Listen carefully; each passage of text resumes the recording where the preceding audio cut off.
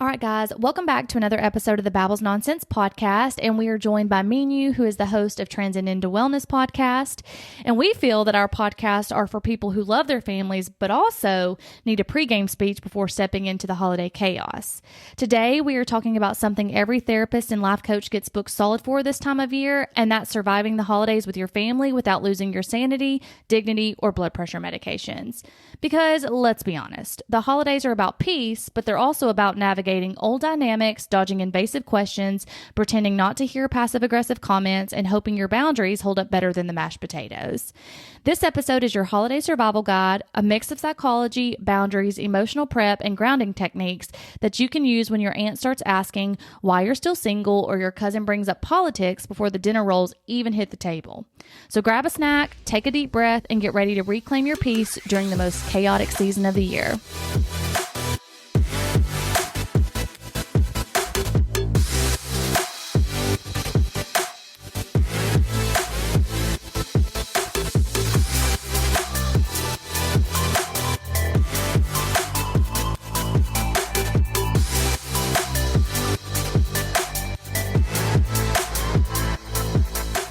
All right, guys, we are back. Me and Meenu are back this week. We wanted to give a little, well, she is going to give the answers. I'm going to ask the questions of a survival guide for the holidays because Thanksgiving is this week. Christmas is right around the corner. And I don't know about y'all, but sometimes, family can be a bit much sometimes. So we wanted to just kind of maybe give you a little laugh and tell you what we would do. Yes, What would exactly. Meenu do? All right. Before we kind of jump into the survival guide, do you have any plans for Thanksgiving?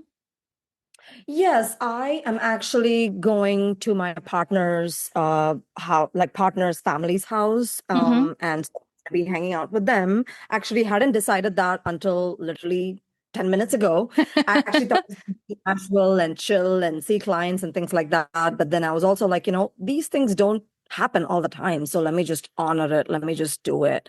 It'll be a change for me to like get out of work. So I will be there this That'll be Thanksgiving. What fun. For me, I'm actually coming to you. I'm coming to Nashville.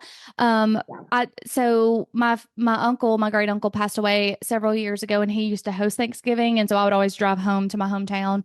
And then, me and my Aunt Debbie, who lives in Florida, became very close. So she typically flies into Nashville and we don't really get to spend a lot of time together because I'm working up until then. Yeah. So she is Mhm. actually flying into Huntsville. Um, Mhm. since we're recording, so this will come out Tuesday. We're pre-recording, so I got to think about my dates. So she'll fly it. By the time you've listened to this, she flew in the night before, and she is staying with me on Tuesday, which is the day y'all are listening to this podcast, and then I'm driving her to Nashville on Wednesday. Um, Okay.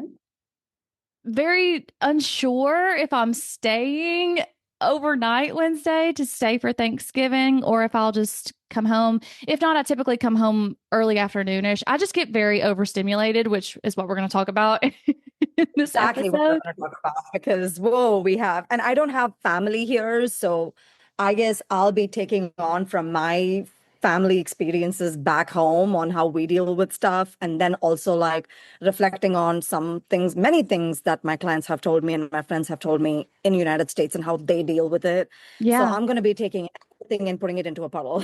Well, I was going to ask you too, like obviously Thanksgiving is like a American holiday, so y'all didn't celebrate um Thanksgiving. No, Do you we don't even have Thanksgiving. Yeah. Yeah, and do you celebrate Christmas? Have y'all always done Christmas? No, so Christmas is generally for Christians that live in India. I'm not a Christian. My family is not Christian. We're Hindus, so we don't celebrate Christmas, but we do celebrate Diwali, which is a very big festival in India, all over India. It's the Festival of Lights. So that is something we celebrate. And then New Year, of course, everybody celebrates New Year everywhere. So that's just, I guess, more universal. So I would say the biggest festival is Diwali, which is kind of like Christmas and Thanksgiving. If you combine it, how is it? It's like that. Oh, okay. And y'all celebrate that in December as well? We celebrated end of October and November. Those dates vary depending on that year. But this year we celebrated it in October. Oh, okay, cool. So you've been in the United States, gosh, over 10 years now? No, since 2018. So Oh, I would okay. say 7 years. Yeah. Almost, yeah, Mhm. almost 10 years. Okay. So you've been here. So you've gotten to experience some Thanksgiving and Christmas. So what do you think about Thanksgiving? This is gonna sound so different for you guys that are listening to this because you're obviously like United States citizens and you've born and raised here and things like that. For me, I love it because I think it's just great to have a day to really like tune in and say what you're grateful for because I don't think that realistically we do that every We day. Even don't. though Yeah. I need to do that every day. I think we need to be grateful every day. But, life happens, things happen, shit happens. We don't do that. So I think it's nice that you or we honor one day to do that. Yeah, I agree. It is nice, and we do take it for granted. I do feel like as Americans, like especially with the hustle and bustle, and and I think we do this in general in life, anyways. And you and I Yeah, have said this multiple times, but you don't ever take time to stop and slow down until something tragic happens, and that's very unfortunate because that also is so fleeting. Like when like we're always like obviously thinking about like when someone passes away or something, like it's almost like a wake up call. Like you start right. thinking about your life and what you want to do in it and stuff, but then that is so fleeting. Like that only lasts maybe a week. You're like making those changes and then you just go back to right to the hustle and bustle of everything. Exactly. It's just the reality of it. So I really appreciate it. When I moved here and someone told me about it and I got to experience it, I really like it. So Okay, are you turkey or ham? That's the question. it's neither because I'm a vegetarian. Oh, that's So right. I forget. Duh. So tofurkey. tofurkey or green beans. My friends have been amazing whenever they've hosted Thanksgiving or invited me. They always make like vegetarian dishes for me, which I really appreciate. So yay. Well, speaking of that, that's I always go to my one of my best friends' houses since I moved to Huntsville the night of Thanksgiving because they do it at night. And her sister's vegan and she's vegetarian. So there's like two Thanksgivings going on. And I always join them obviously and try to anytime I'm with Megan and Mal, I try to do my best at like either being vegetarian or vegan while I'm with them. Mhm. Um and you'll be surprised how many foods you love. And like there's almost like no dip. Like you don't like once you start realizing you just don't really miss it. That's Yeah. actually true. I've heard a lot of people say that when they try different versions of vegetarian food, especially because I come from India, there's just a variety of palate. Like there's so much vegetarian. Vegetarian food is more there. So when you've been there and you've tried it, like a lot of people that eat meat also say that they don't even miss meat because they just get a lot of protein and other like sources from just eating vegetarian food. But here in the United States, it's not that much, but I think it's still growing. I think it's still people are still leaning in, getting healthier. So I think people are inclined to eating more vegetarian food. Agreed. Agreed.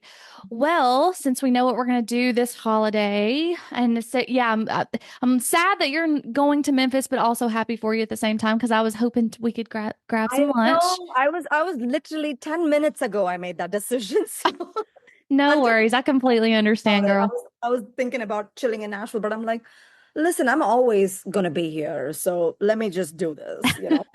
All right, so let's just kind of jump on in into like I want to ask you some questions because things that have happened obviously like experienced in my life in the past and then I'm sure other people experience it too. So let's say we are, you know, hustle bustle grind all the time, working all the time and we have this day where we get to be thankful. And how do you recommend someone actually slowing down and appreciating that moment, like and truly trying to be thankful and be there and be present? I have told this to a few clients, I've told this to a few friends. For me, the way I prepare for holidays or something like this, because you're literally saying, okay, I have to wake up one day and be thankful, which is kind of fake if you think about it. You're like forcing yourself, right?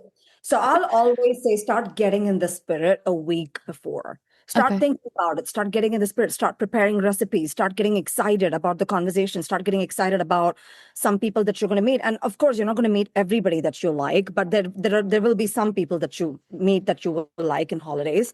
So start getting excited for that a week before. And That way you're getting into the spirit of Thanksgiving. So I would start, just slowing down work, like getting more into self-care, like preparing for it mentally, emotionally, and spiritually before the holidays start. So to be better prepared for the day, if that makes Yeah. sense. Yeah, it does make sense a lot. And honestly, I feel like our bodies kind of do that naturally a little bit because, the week, like this week or last week at work, like just trying to, you're like, you're off the next week. So you're just like, do I have to do this week too? So I think your mind and your body's like, I'm just ready for the break anyways. Um, Mhm. so the opposite of that, how would you tell someone to like maybe holidays are a source of pain for them? So Mm. how would you tell them to like still try to stay present, stay in the moment? Like obviously you can grieve and I don't like we can't tell people how to grieve, but you're better at that than I am. Um, and then also still be able to enjoy that holiday without it being so painful and so sad. Right. I think the way that I work and the way my mind works is the concept of abundance and scarcity. So spending time with your family after you're an adult always becomes a scarcity. So, yes, are they going to say things that's going to piss you off? Are they going to say things that's going to trigger you? Sure. But at the same time, I think having a perspective that the time you do have with them is quite limited, because they're a lot older and they're not going to be there even to trigger you after 30 years. They're not going to be around. So I think having a change in that perspective personally for me has helped. Like I have a great relationship with my parents, my relatives not so great. So in order to be around them, sometimes I have to be like, well, it's okay if they say something triggering. They're not going to be around for long. So let me start to look at the positives. Let me start to like take away value in what I don't see before or what I refuse to see. Does that make sense? Like, Yeah, no, it does. It makes sense a lot. And I'm glad you put it in that perspective because I never looked at it that way. Like I know like when we get, most time the holiday gatherings are pretty large. Like a lot of people have large families, some people don't. But it can become cumbersome when there's maybe these few handful of relatives that you're just kind of like, oh, they get on my nerves. So kind of just trying to be in like, okay, but what about them doesn't get on my nerves? What can I focus in on?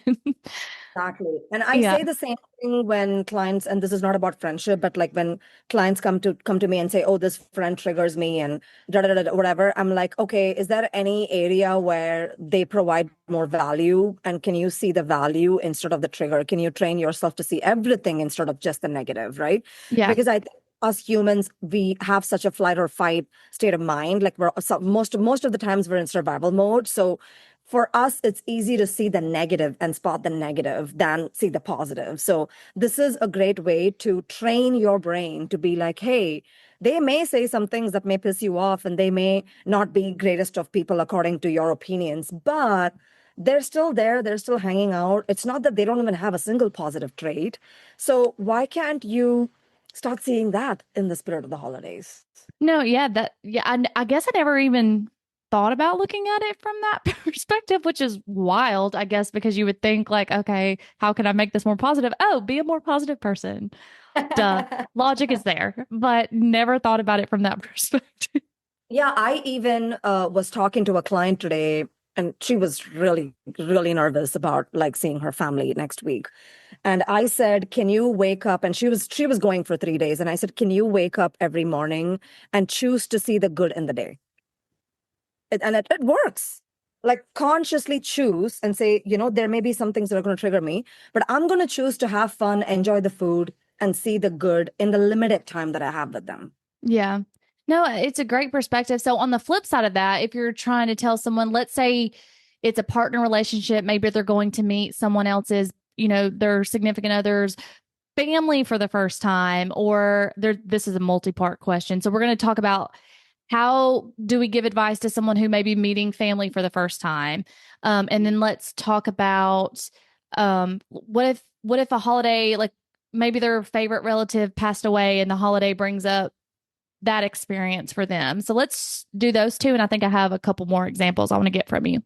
Yeah, I would say if you're seeing family for the first time, and this is going to be contradicting to what you may expect, I will always say release any expectations and just stay open because their family may not be like your family. They may not interact like your family. They may not even cook like your family. Like everything would be different, even from the style of communication to hospitality, everything can be different.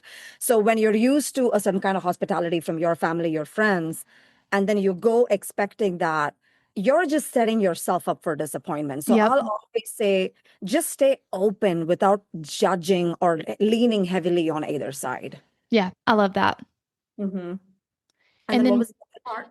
the other part was if someone, maybe their favorite relative had passed away, and that just brings up a source of like a pain spot for them, how would you tell them to enjoy the holiday, but also honor their grief for their relative?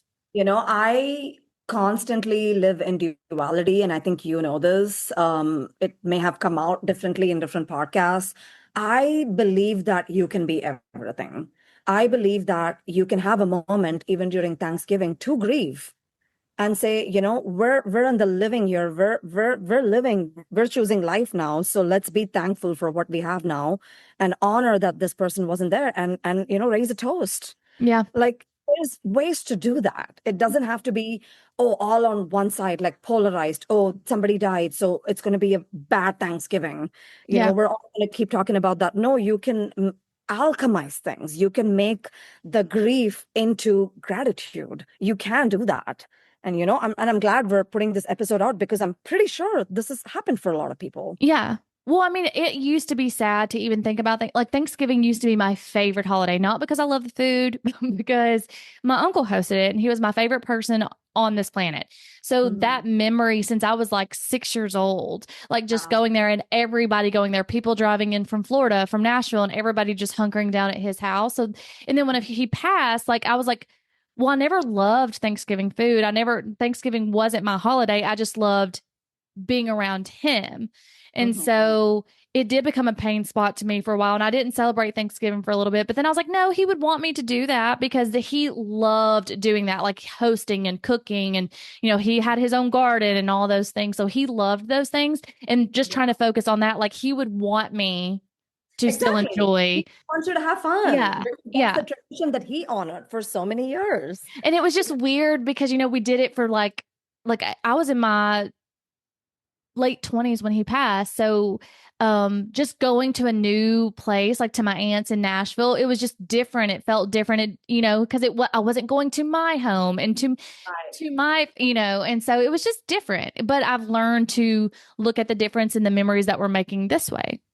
Exactly. And also, you could, even though it's not his house and he's not there to host it, you could even take a minute or 5 minutes and say, hey guys, can I just take 5 minutes to honor my uncle and say like five nice things about him and how he hosted Thanksgiving? And can we Yeah. toast to that? That's such a beautiful way to still honor him and honor the memory and everything he did, yet still Yeah. being present with the people that you have around you. But I love that what you said earlier that you believe in you said duality. Is that it? Duality. I was like, Yeah. did I hear that right? Okay.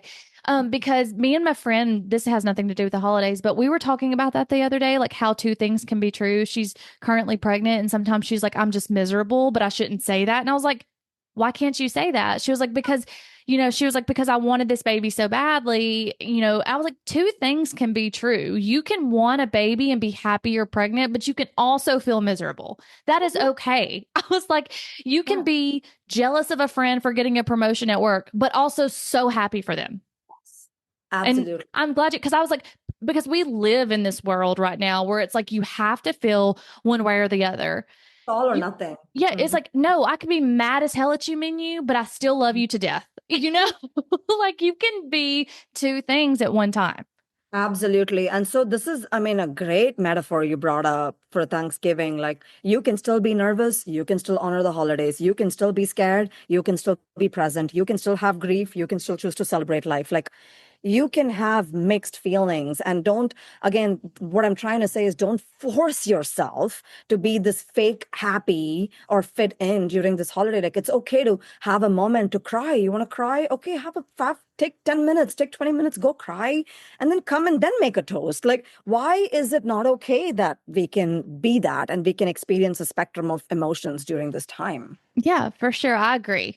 Now, on the flip side of that, how would you tell someone who maybe they don't get along with their in-laws or maybe certain family members. Like it's just a fight every single time holiday shows up. Like let's just say there's somebody blows up, there's a fight. How do you give advice to that person who's already so nervous going into this because there's a fight every year? Like it's bound to happen, or they just don't get along with a bunch of the people there. Yeah, so I do this even with my clients, and I do this with myself, which is uh again, if it doesn't fit your style of thinking, like you can totally skip this part of the podcast. I do this for myself, which is I imagine the worst case situation, and I will expect almost that, okay, this the track record so many years has been terrible. So there is nothing different that has happened this year that's going to tell me that it's going to be different. So Mm-hmm. I can either choose to be scared, and keep expecting that, oh my God, I'm praying to God that it's different, that it's different, that it's different, and then get disappointed more. Or I can accept that it's going to be shitty, but how am I going to make the best of it? Because you know that it's shitty, you know that it's terrible, but you're still choosing to go. So you're still choosing to go. So how can you make your experience better in that Right. situation? The argument is happening, something is happening. Can you detach from that? Yeah. Can you participate in that argument when other people are arguing? Can you excuse yourself and go outside and have a sip of champagne or wine? Like, can you do that and still be like, you know what? I'm alive during this Thanksgiving. I choose life. I still have all these things to be grateful for, even though five people are arguing. You Yeah. know, two people are arguing. So Right. And that's funny because my family, typically someone always fights on a holiday, typically, when I go home, not to Nashville. But um, um, I think it was either last year or the year before me and my sister got into a fight, which I've talked about me and my sister not having the best relationship, which is, over the years it's slowly gotten better, but regardless, I think we also have to take accountability and responsibility in the part we're playing when we're walking into that situation. If we're like, there's always a fight, exactly. because my sister, like you said, you can choose to walk away and you can choose to not make it a thing on the holiday. And I had always played into that. Like if she would start arguing or start trying, because in my childhood, I would stay quiet all the time. And now that I'm an adult, I would not stop it, but not ag it on. But just like if she said something hateful to me, I'd be like, okay, what else do you think about me? Like, kind of almost, I guess that is kind of agging it on, but like knowing that it would upset her if I stayed calm and didn't get to her level. So I did that on purpose. And, of course, a fight would, but I could have also been like, okay, you're right. Let's just end the conversation. Yeah, yeah, exactly. And I almost feel like I'll give you an example, right? Like I'm going to go to India in January, right? I already am prepping a little bit for the types of triggers that might come up. Mm-hmm. And like I said, it's not my parents. I have a great relationship with my parents, but the extended circle, right? Yeah. And one of the very, very messed up things that people do in our culture is talk about weight. And I think I told you this. It's Yeah. just super unsavory. Like maybe people think about it here, but they don't explicitly say it. But there, people explicitly say, "Oh, you've lost so much weight. Girl, You've they gained so did in the much weight." 90s. It's gotten better. So it's probably like the 90s if I had to guess. People would say anything about you. They would just walk up and say anything. Right. And so it's like I'm already like, how do I say it? Emotionally callousing my mind and myself to be like, okay, they're going to say that because I have lost a lot of weight. So they're going to be like, they're going to say, "Oh, you look so sick. What happened? Are you okay?" Like they may say something because no matter what, get this, people are going to say something. Yeah. Whether I lost weight, whether I gained weight, whether I'm the healthiest version, they will still have something to say. Yeah. So when you know that triggers are going to happen during the Thanksgiving or the holidays or something like that, can you callous yourself before that happens instead of expecting the good? Because this is where we make a mistake. We think, oh, maybe it'll be different this time. I'll just Yeah. try to be positive. I'll try to expect positive. No, just, be real. Like, Yeah. nothing changes, nothing changes, like, so if they've been hateful people for 8 years, the past 8 years, they might still be hateful.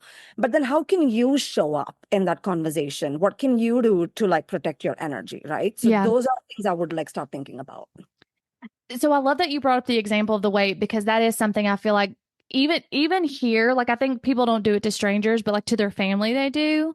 So you may not experience that in the way because your family's not here. Okay. Um, because I do have several friends that they're like that relationship with their mom was always like, are you going to Mm. eat that? Or, something Oh, like that. yeah. Um, but so so you mentioned callousing yourself. So it kind of lumps into also the question when people get asked, when are you going to start dating? You never bring anyone home. When are you going to get pregnant?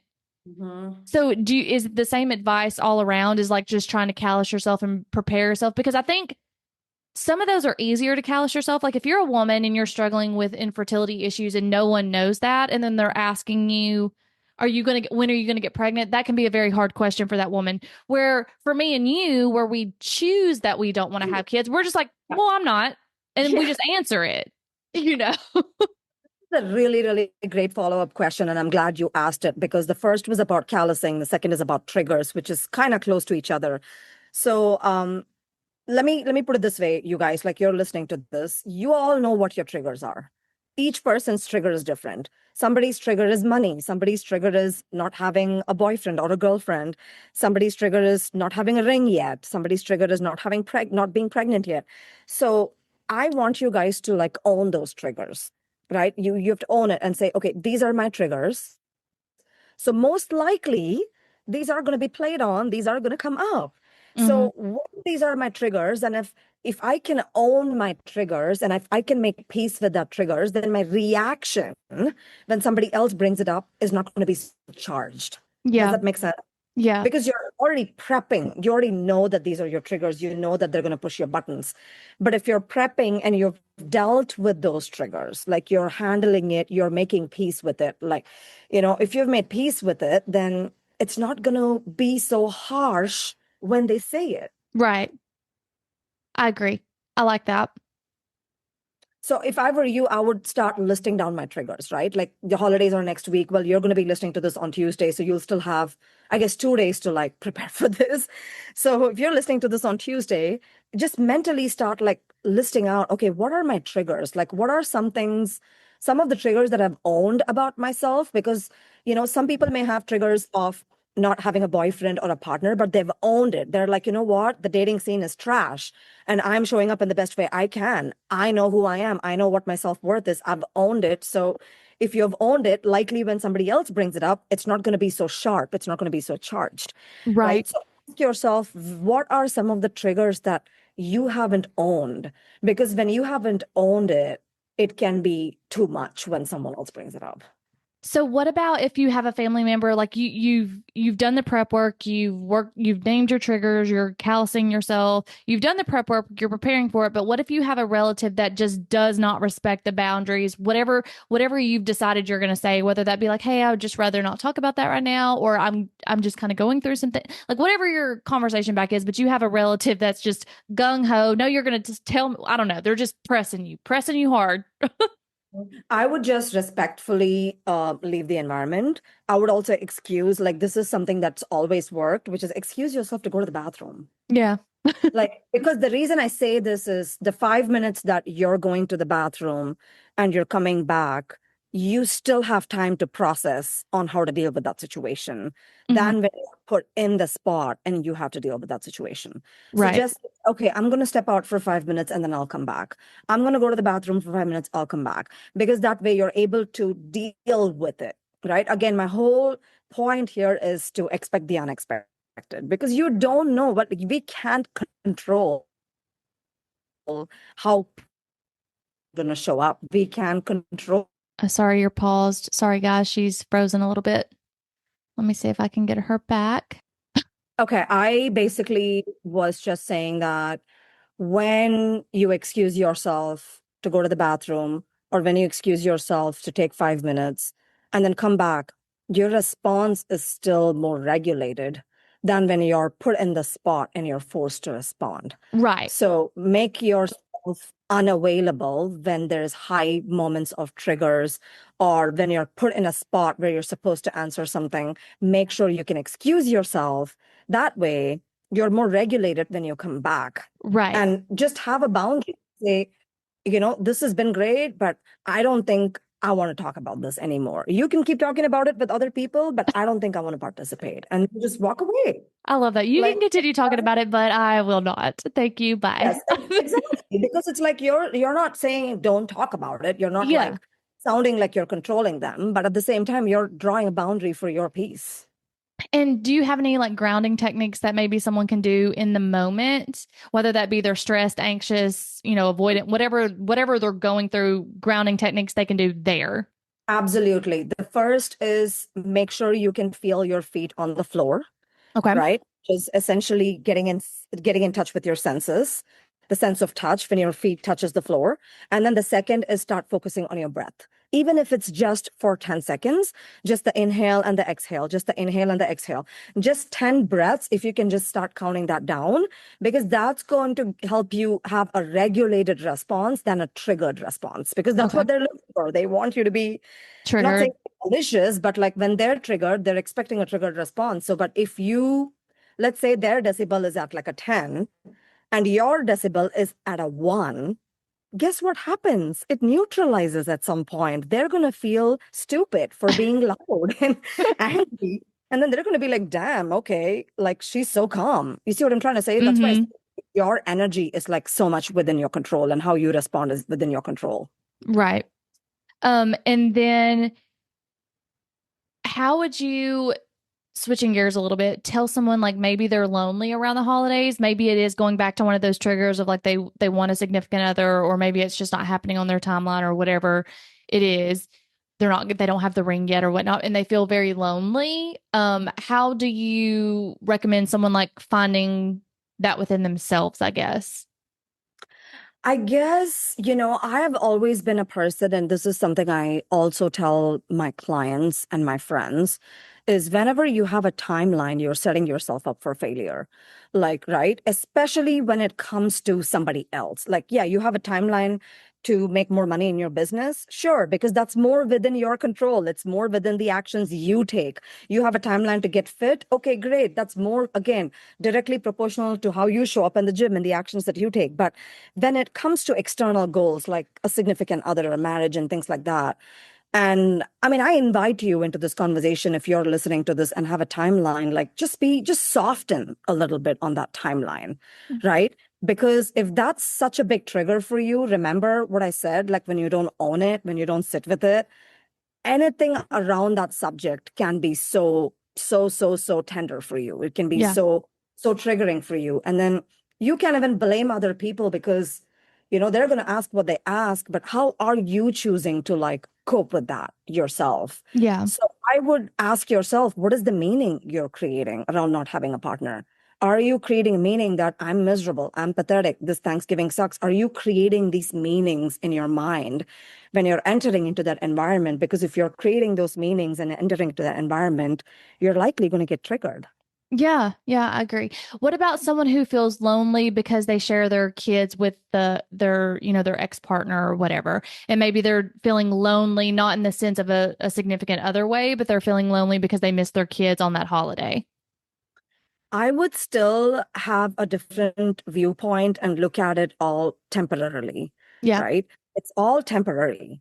Yeah, maybe this holiday you don't have your kids. The next holiday, you're probably going to have your kids, Hmm. right? I feel like when we look at things and when we look at sadness, when we look at inconveniences like this during our holidays, we again tend to go into this really sucks. My life sucks. You see what I'm trying to say? Yeah, It's yeah. not that this is temporary. We This is build not that story around the negative versus trying to, yeah. exactly, exactly. So I think if you can soften on the story you tell yourself, I promise you the amount of suffering will be a lot lesser.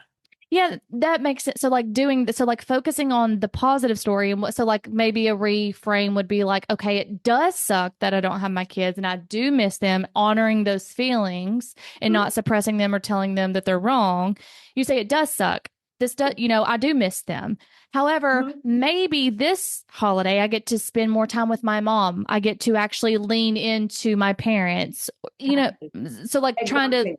lean into like yes it still sucks but you can lean into what is positive about the situation. Exactly. Maybe you're not spending time with the kids this holiday, but maybe you can honor more of your time and your energy. Maybe you can sleep in and wake up late.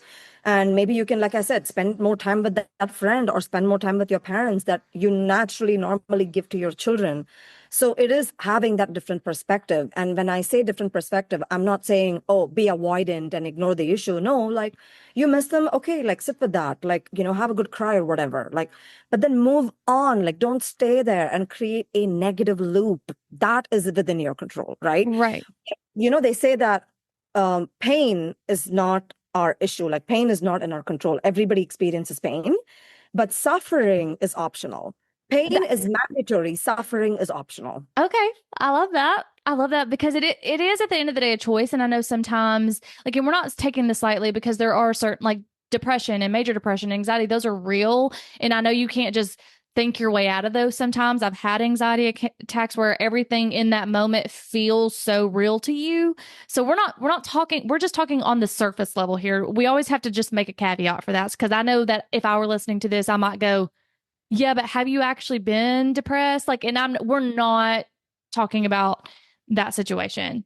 We're more like talking about the coping mechanisms that you can use in a temporary situation like Thanksgiving and holidays, right? Yeah. Yeah. So that's what I'm trying to say. Like when the pain comes or when you have the pain point, oh, they're saying this and this hurts my feelings, or I miss my kids, or I miss my partner, or I don't have a partner. Like it's okay to feel that pain, but you looping that in your mind again, what did I say? Like Yeah. pain is mandatory, but looping it, suffering is optional.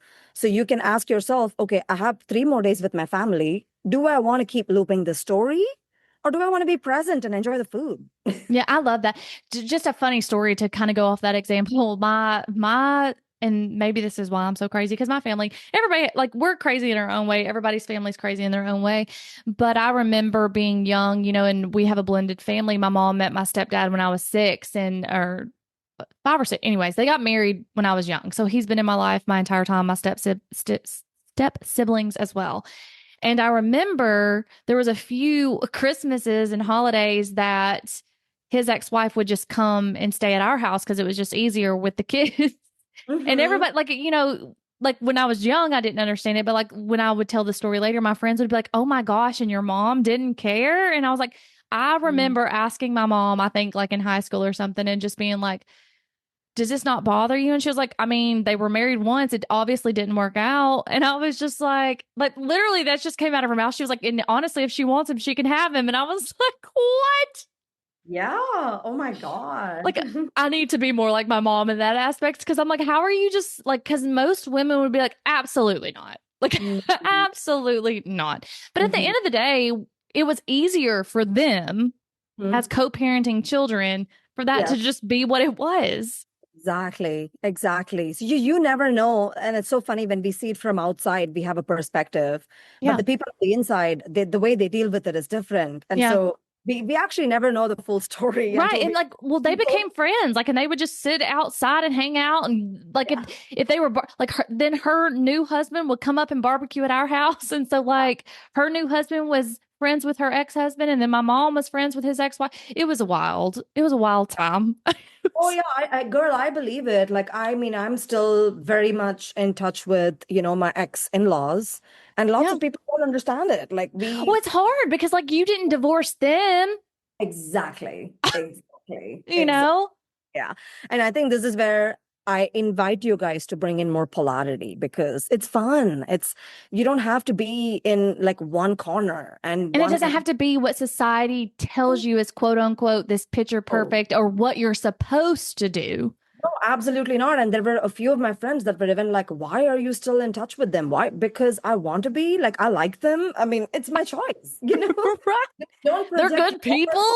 yeah, don't project your stories to my life. It's because it's different and the way I operate is different. Yeah, well, I mean, I'm still friends with, some exes friend, like my ex's friends or their family members. I'm still friends with them because they're good people. Exactly. Exactly. So remember that, like, even when you have like moments of suffering or moments of pain during this holiday, like, stop listening to people that fuel you more into that victimhood. That is something that I constantly say. It's like, if they're like, oh, poor you, oh, don't worry, you'll have a ring next year. Like, stay away from people like that who make you feel less than. Like, Yeah. just don't subscribe, I right? love that. Yeah. No, I do want to do a little funny, unhinged rapid fire with you because I love doing it. And it's But I just, suck at it. I suck at no, rapid no, no. fire. It's just good to like lighten the conversation after, we've just done a heavy conversation. Plus, these are just funny. They're about the holidays. Cool. All right. So, if you could legally skip, and you have to play along, I know that you're Hindu and stuff, but let's just pretend for a moment that you celebrate all American holidays. Let's pretend for a moment that I'm Christian and I'm born and raised in America. Let's go. That's the only way this is going to work. All right. So, if you could legally skip one holiday event without consequences, which one are you choosing and why are you choosing it? I'm going to choose New Year because I love like doing my own thing in New Year's. So Really? yeah, I love like partying in New Year's. I love the countdown. I just love all of it. The fireworks, the countdown, and things like that. So I would like not be with family during New Year and I would just go cray. Oh, okay. I was very confused there for a minute because I was like, but I am typically with my friends. What are you talking about? So you were typically with your family on the New Year. Usually. Okay. I was like, I'm always with my friends. What are you talking about? If I were to choose a holiday in this tradition, I think I would probably choose Christmas, To believe it skip or it? not. Yeah, to skip it because I actually really like being around the tree and the spirit of the Christmas and going and seeing Christmas lights, with people and stuff like that, rather than going to family. If Gotcha. Yeah. Okay. I'm with you. yeah. All right. For the next one, what's the bare minimum amount of time you need to mentally prep before entering a house full of relatives who ask you about your love life? Oh God. What's the bare minimum amount of time you need to mentally prep for that? 1 week. All right. Is it rude to show up to Thanksgiving with noise canceling headphones, or is that considered self care? Oh, self-care. Bring it on. On a scale from one to Mariah Carey defrosting, how ready are you for December? You say what? One to what? Basically 10, but I was trying to be funny. One to Mariah Carey defrosting. How ready am I for Christmas? Oh my Hmm. God. I love Christmas. So 11. 1 to 10. 11? Okay. Mhm. If your therapist charged holiday surcharge, what would yours be? Ooh, $350 an hour. Should adult cousins be allowed emotional support drinks at all times? 1000%. What's more draining, holiday small talk or airport security lines? Ooh, you know, if I'm standing in the airport security line, at least I can listen to a podcast or music. So I'm going to say holiday small talk. Yeah, good choice. If you could mute one family member through the power of manifestation, who is losing microphone privileges? Oh God, I don't want to get into trouble, but let's just say one of my relatives. You can always default to your partner. He'll understand that it's not him. Yes. Are the holidays about love and gratitude, or are they just capitalism wrapped in glitter? Oh, both. Oh my God, both. I think that you should make it about love and gratitude. Capitalism is always going to benefit from it, but you can always make it what you want to make it. Which relative gives you the most I need a Xanax energy? People Are, from my dad. did you say from your dad's side of the family? What's the max number of holiday parties a human can attend before spiritually shutting down? Oof. I'm going to say 20. 20? I would shut down at 5. I'm bah humbuggish over here. You see, that's the abundance and scarcity because we have so many like holidays in my culture. For me, Oh, 20 is like, yeah, 20. Sure. wow. 20 holidays y'all celebrate? I mean, not in a year, but we just have like reasons to meet up for like Gotcha. anything and everything. We just create reasons to meet up for anything and everything. So it feels like a holiday gathering. When decorating, when do you stop and admit you're just moving the same ornament around trying to feel joy? I never stop because this is so new for me. So I'm just going to be honest and say, I love decorating and I never stop. See, and I'm so opposite. Like, I don't mind like putting stuff out on the cabinets, but like when I was even like back and forth going, do I want to put up this tree? Because the Mm, tree's very large. My mom got me a tree when they went on sale because she works at Walmart. And she got me like this 10-foot tree. mm. And I'm like, and it leans to the left a little bit. I'm That's like just so funny. decorating. But I put it up. It's pretty. Like once you get it up, you're just like, okay. So, well, to be honest, I don't have an actual tree. I have the fake tree from Amazon, but I like decorating Your it one's with, fake. Yeah. yeah, yeah. I love decorating it with gifts and ornaments and things like that around it, which is fun because again, Oh, okay. it's scarcity for me. I've never done it. Yeah. So Do you decorate that? Do you put ornaments on your tree? some, yes. Okay. Yeah. Hmm. Which is harder, staying on your diet, staying on your budget, or staying on your sanity during the holidays? LOL. For me, I would say staying on the budget because I go a little crazy with gifts for other people when it comes to holidays. So I I love need to, giving gifts too. need to, I I don't want need anyone to get me a gift, but I love giving a gift. to. I'm weirded out about opening gifts in front of people. I'm just weirded about, I hate doing it. It literally gives me the ick.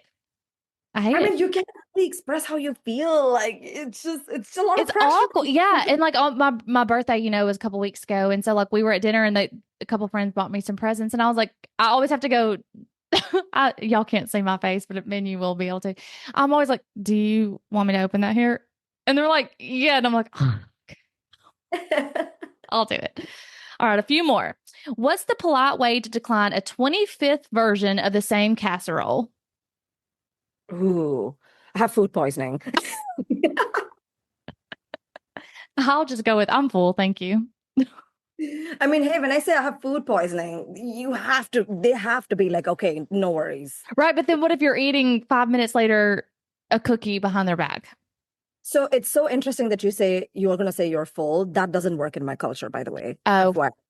You can, when you want to stop saying when you want to stop food from coming in, you got to start saying no halfway when your stomach is full.